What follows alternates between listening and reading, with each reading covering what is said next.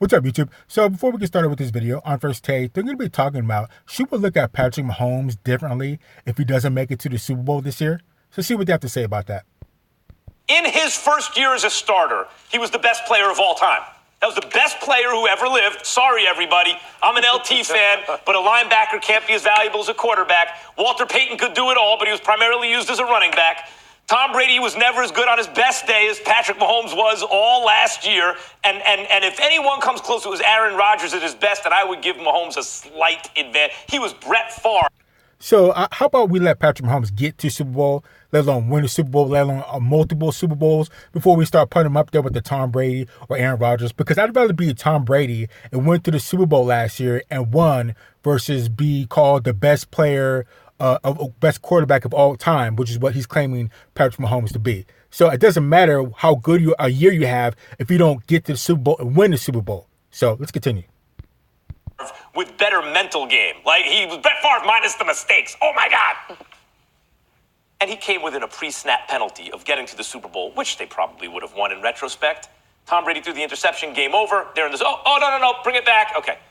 If he gets to consecutive AFC championship games in the first 2 years of his career, it's not like, he can't win the big one. It's that it will have been that he ran into a buzzsaw.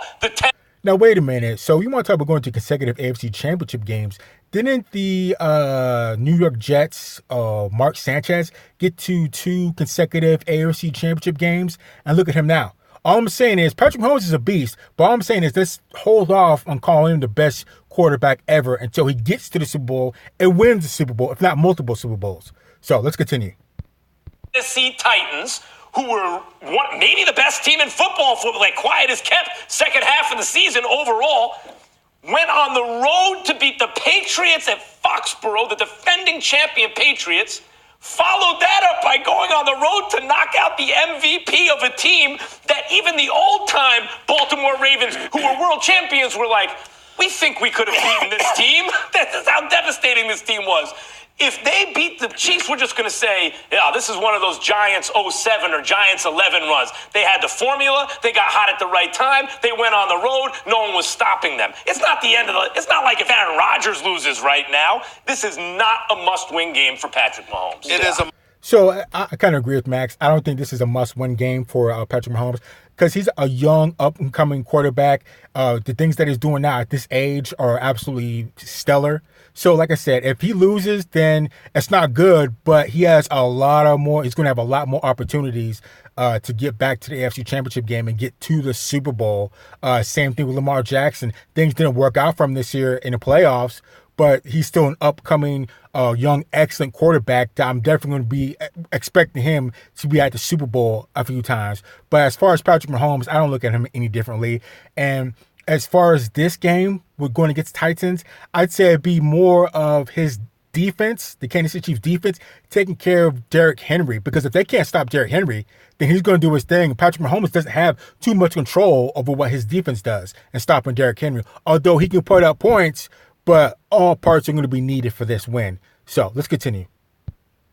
It is a must-win, Max, in my estimation, and I've got 2 ideal people I'd love to say this to because we all know that Louis Riddick has been raving about Patrick Mahomes long before he ever became a starter for the Kansas City Chiefs, and he deserves props for that. But let me say this, Max. Sometimes I think with your arguments, you're going backward without realizing it.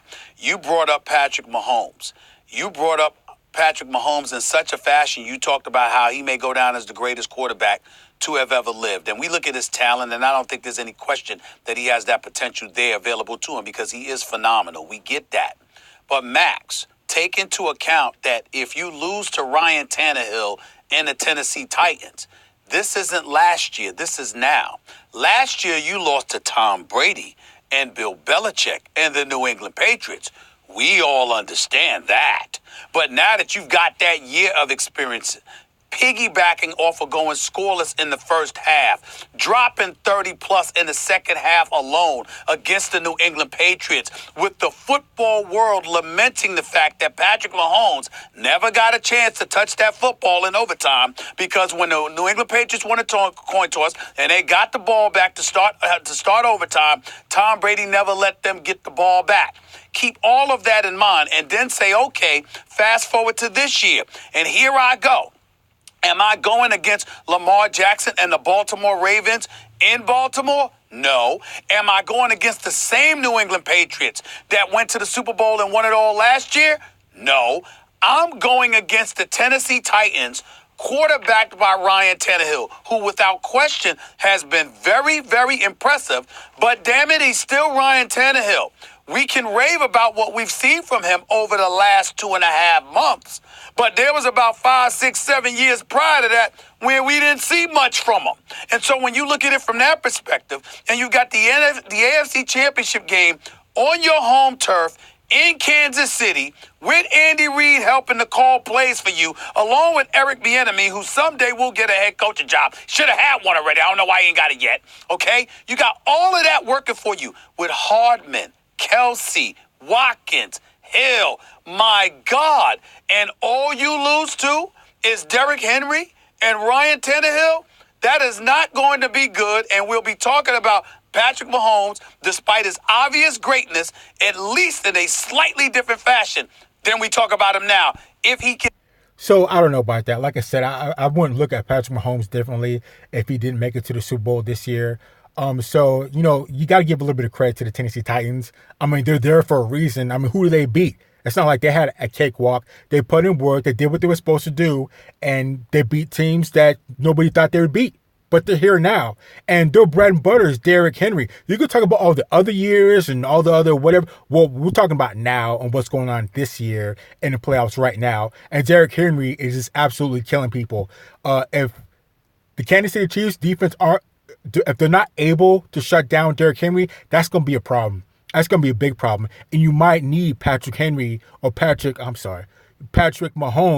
to start putting up, 41 points, unanswered points in 2 quarters, because you might need that if his defense isn't able to shut down Derrick Henry. Like I said, he doesn't have control over his defense.